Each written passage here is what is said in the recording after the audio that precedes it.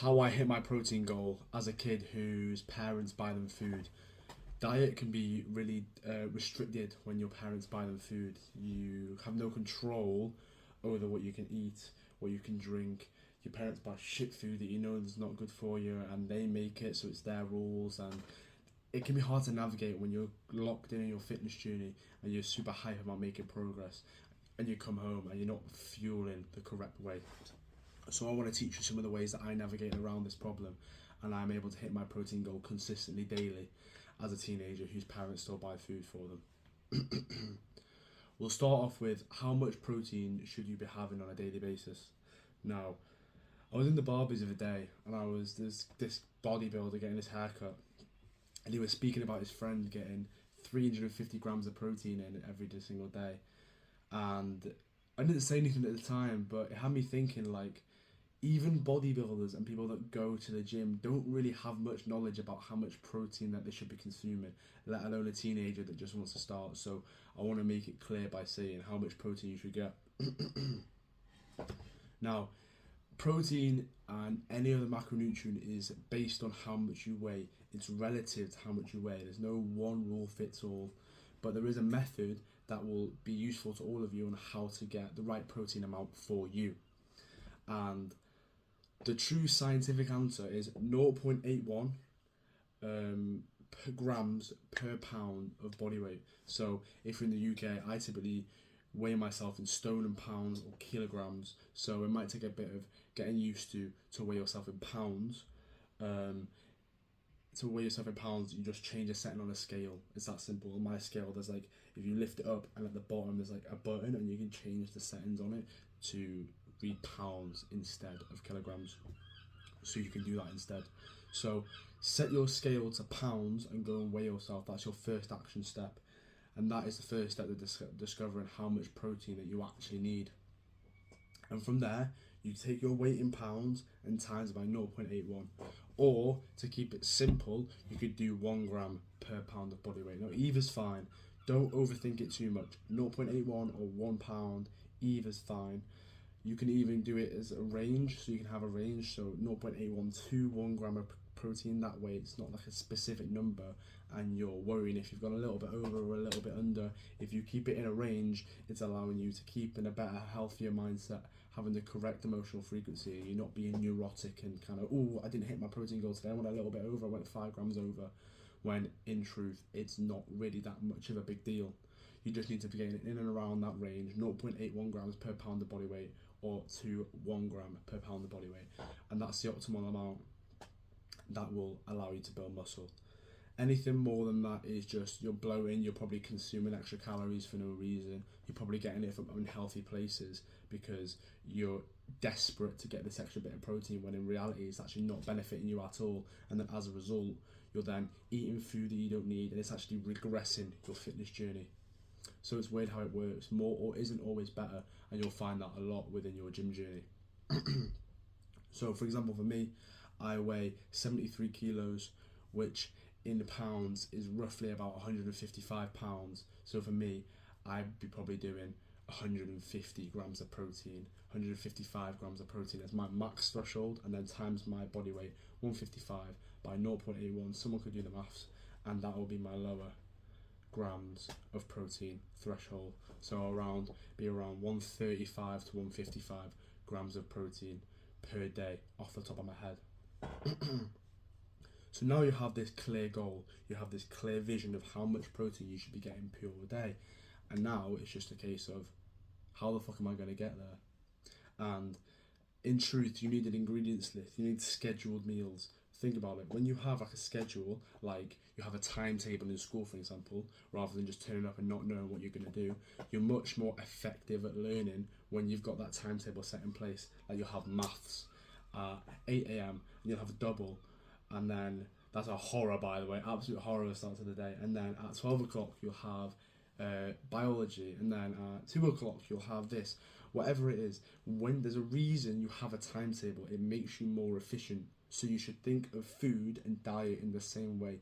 When you have your scheduled meals and meals that are regular, that you have most of the time, not only will you know how much protein it is after doing it for a long enough time, you'll also be able to hit your protein goal more regularly rather than waking up and being like, oh shit, what food have we got in? What can I eat to actually get to this goal? Instead, you wake up in a more relaxed, calm mood, being like, oh, I know what I'm eating today. I know I'm guaranteed to get my protein in as long as I eat this, this, and this at this time, and this time.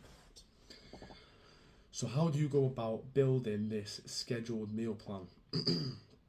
It's simple. There's one fucking rule that I want you to abide by. Eat whole foods. Eat whole foods.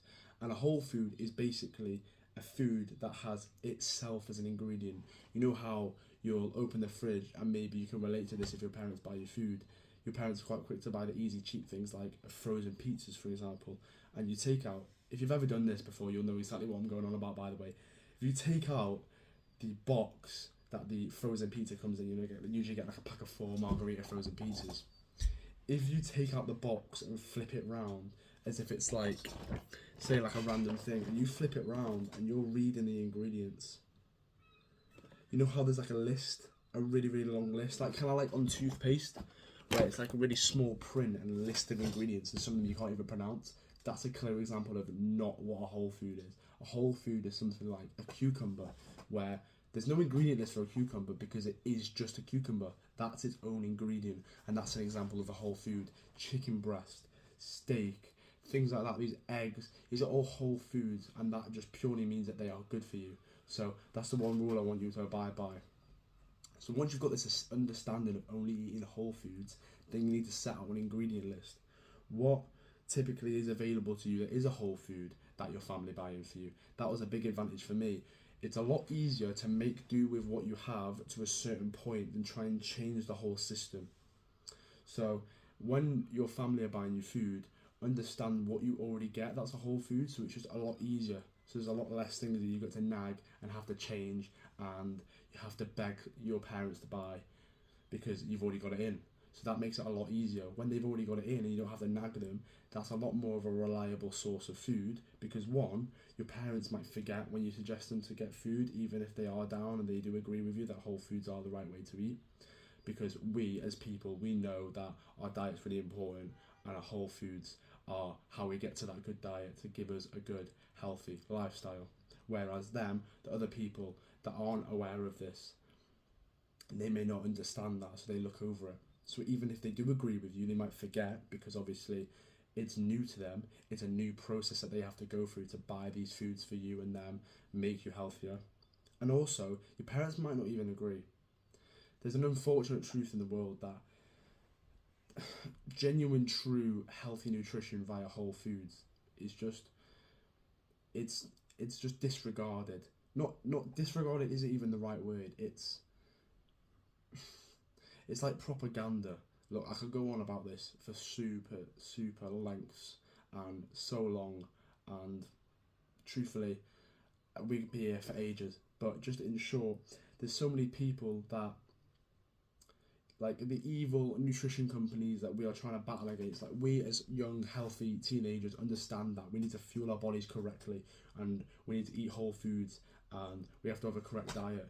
And these evil nutrition companies are changing the way we eat foods. They're modifying the whole foods that were once healthy for us, making it unhealthy so it can be more addictive, more sugary, more appealing to us, but then in return it makes them more unhealthy. So it's ruining our health, the thing that we care about so much as young teenagers, aspiring to build great physiques and good bodies and achieve our goals, just so they can make much more money. And that's the thing that we're battling against.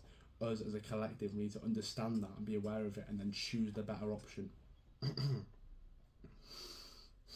So that's why it's so important that you get a full list of whole foods. So you'll have categories within this list. So you'll have your proteins or your meats, so that would be like chicken, turkey, steak, beef, salmon, for example, fish. And then you'll have your carbohydrates, so that would be like sweet potato, rice, jacket potatoes, whatever carbohydrates that you are usually have access to. If you don't have access to them, don't worry. You just need to, there's more effort for you to go through to be able to convince your parents to buy them things. And then you've got veg and fruits as well. So obviously you could think of some veg and fruits that are available to you. And then another category that I like to call accessories. So it's proteins, carbohydrates, veg, fruits, and accessories. These are things like water, eggs, which don't really fall under the category of meats, even though they are decent in protein. Unflavored protein powder, a couple of supplements I'll have in there as well. They're things that I call accessories that you can't really specifically put into a certain category. So that's what I want you to set out your ingredients list. You want meats, carbohydrates, fruits, veg, and then accessories. Then 5 groups, and then list roughly around 5, 6 for each group, and that's a collective way to get you like a 30 ingredient list that you can build your diet around, and that's a good base to start off with. Then from there, we want to make example meals out of these, and these are the things that you're going to wake up and be so secure that you're going to hit your protein goal, and like we said before, because you know I'll have this meal, and this meal. That's what we're trying to do. When you make these example meals, these are meals that you know are available to you constantly. So even on a day where, you know, your mum might have forgot something to get you on the order, you know that you have another meal that you've already written down when you do your ingredients list, because you will have to do one of these. You know that that meal will be available to you, even though the thing that you told her to buy she didn't buy, she might have forgot, or maybe she disagrees on buying you multiple eggs, for example. And that makes it so reassuring that there's always a constant way to hit your protein goal, and that's why it's so important to think and strategize example meals that you can put into your schedule, so then you can constantly hit your protein goal. That's what I was doing. So we always had a lot of basmati rice or brown rice in, and we always had a lot of chicken breast in and a lot of steak in.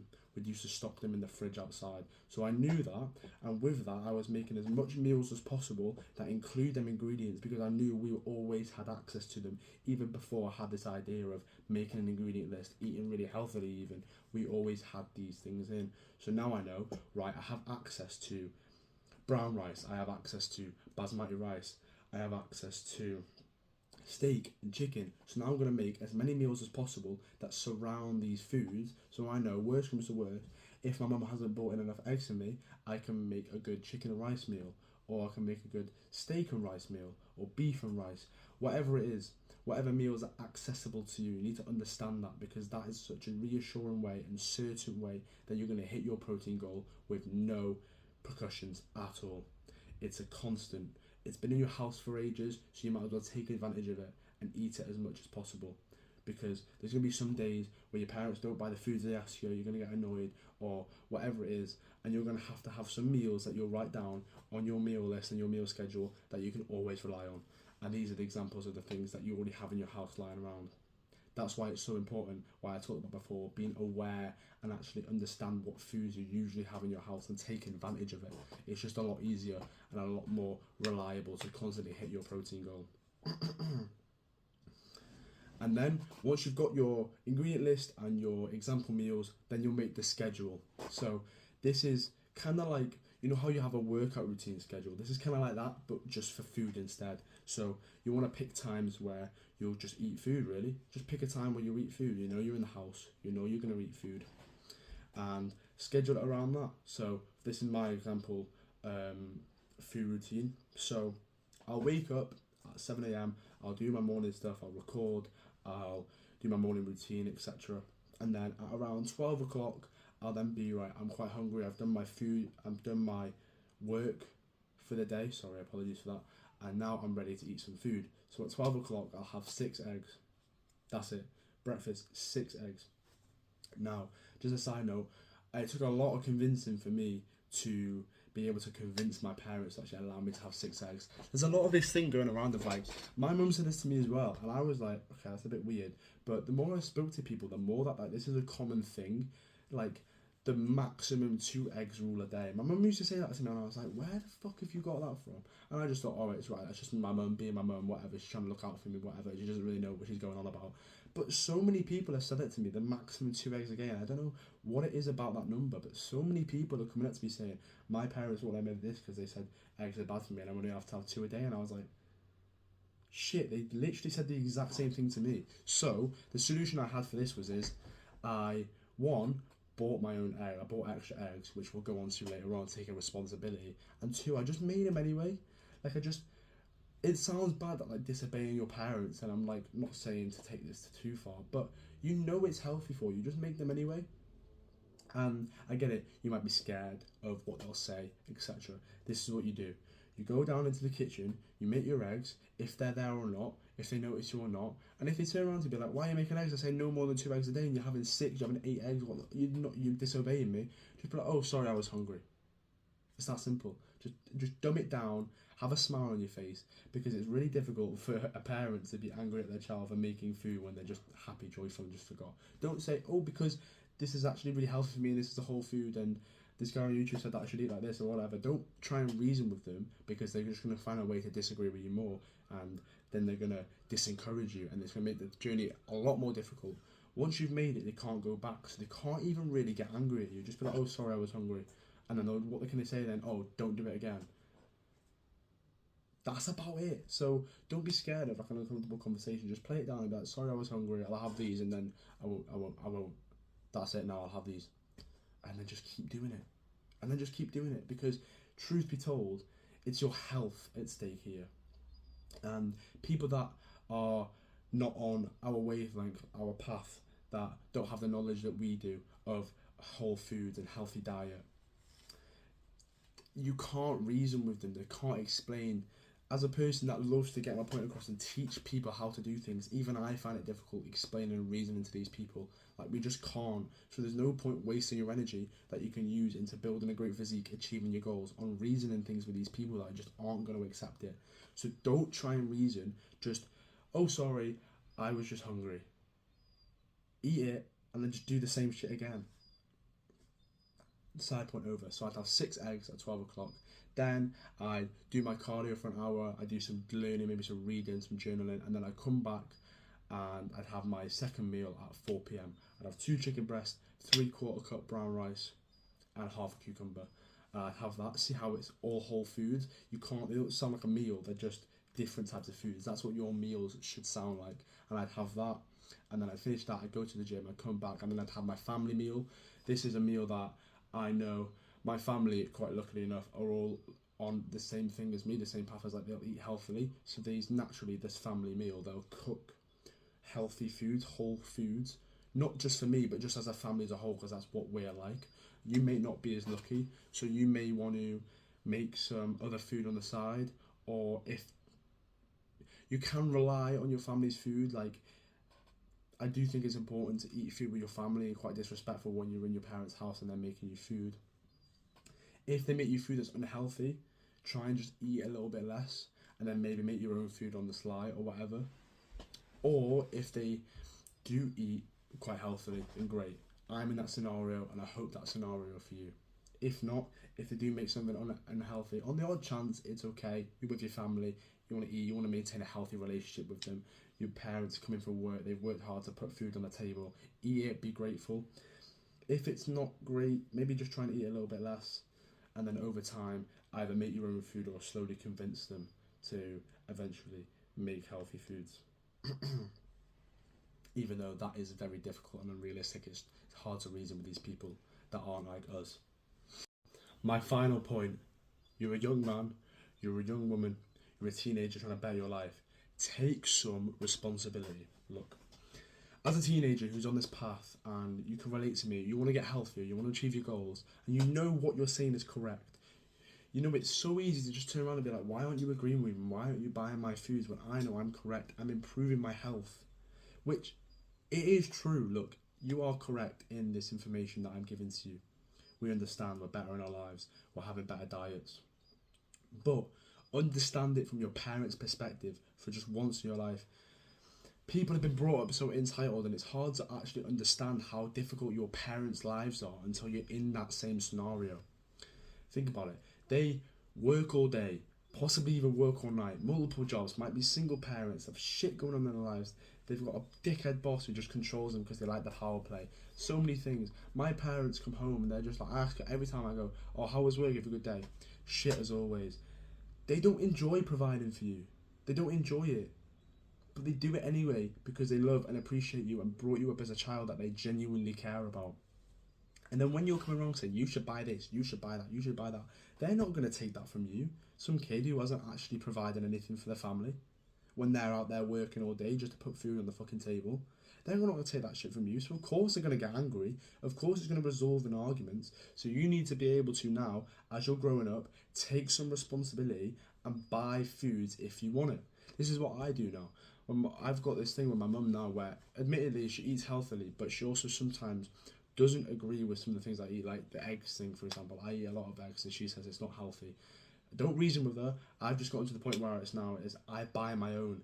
I just add it onto the shopping and I'll just send her some money. And that way she can't argue with me.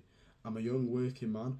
I'm providing. I'm buying for my own food. So she can't turn around and be like, oh, yeah, I'm not going to let you eat that because it's my food that I've bought. You've got to be able to actually step up, take some responsibility and actually get your own food to be able to eat. That's why you're not taken seriously. That's why they're arguing with you, because you're sat here on this high horse being like, yeah, you should get me this, you should get me that. When you do fuck all. You're just leeching off of them. And as a young teenager that's growing up to be an adult soon, or even an adult already, you shouldn't be doing that. You should be able to provide for yourself. And if you want something, you should be able to get it for yourself, not rely on something else. Doesn't matter if it's your parents, your girlfriend, boyfriend, whatever it is. You get that for yourself. You take your responsibility instead of getting angry at your parents who graft all day for you just to provide. Honestly, some people are so ungrateful for what their parents do for them just because they don't get their own way. Take some responsibility and buy your own foods. I buy the excess of what we don't have in this house for myself. I purchase it myself because that way I'm guaranteed that I get the foods I want because I've took the responsibility. I've initiated it. I've took control of it. I'm controlling my diet because I pay for it. That's how it works. It's always been for everyone in the universe ever. So if you're not happy with the food you get a job, buy your food yourself. That way they can't say anything to you. That way you have full control of your diet. And it's your health. It's your health. Become a working citizen in society. Stop leeching off your parents and actually make money to improve your health. It's super, super, super important. It will get you to your goals faster, your longevity longer, and that's how you actually consolidate a good diet and hitting your protein constantly, by making sure you get your foods in yourself rather than relying on someone who might forget or disagree or wants to get their own foods. You take the responsibility yourself, and that's how you consolidate your protein intake and a good diet in general. So, by the end of this video, you should know how much protein you should have, how to set it out, so how to get access to this protein, which is just keep it in a readily available place. Keep it in a place where it's just easy to access, in the same place. Maybe put your protein powder or your food next to where you fill your water bottle up for the gym. So when you're filling your water bottle up, you just know where to scoop the protein in, for example. You should know that. You should know your ingredients list, an example of the meals, and then a meal plan, a time scheduled meal plan daily like mine. 12 p.m. eggs, 4 p.m. 2 chicken breast, 3/4 cup rice, half cucumber, and then 7 p.m. a family healthy meal. And then you should always, if your parents disagree with you, make the food, deal with the parents later. Remember, they might not be on the same path as us, so there's no point trying to reason with them. You should just happily crack on with it. Just say you were hungry, move on, do it again. And then finally, take responsibility for it. And that's how I hit my protein goal as a teenager, with parents still buying them food consistently, and also had the best diet in my life that got me to 11% body fat at 18 years old. These things are possible for you. You just have to, initiate it. You have to take responsibility. You have to figure it out. And I'm hopefully this information, actually no, I'm not hopefully, I'm confident that this information will definitely benefit you. Take this information seriously and you will see the results that you want a lot faster. Diet is such an important fitness, and I don't want you to look over it as a naive teenager, because I used to do that and I wish I didn't. I'd be so much further ahead if I listened to the advice that I've just given you today. So that's how I hit my protein regularly as a teenager who parents buy them food. And I hope this helps for you boys and you girls who wish you had a better diet but you felt like you had no control over it, because you do. You do have control over it. You just have to take control. I'll see you in the next one.